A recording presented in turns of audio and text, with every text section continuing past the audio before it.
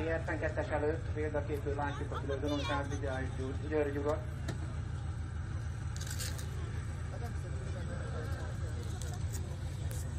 Ugyan katonai pályát a néphadseregi korszakban kezdte, most is annak a hagyományait őrzi, de elfelejtette, hogy a néphadseregben sapka nélkül nem tisztelgünk, tehát ez a törzs kultúrája a tankosoknak.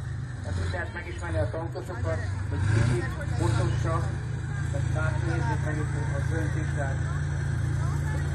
És akkor elindulnak, hogy a szponzorunk, aki rendelkezésünkre hozzához ezt a járművet, könnyebben áthassa majd hasonlóan.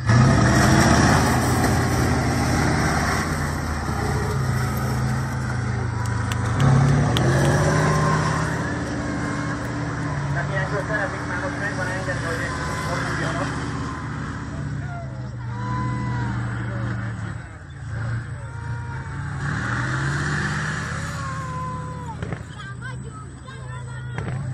Mégiscsak alapos munkát kell végezni.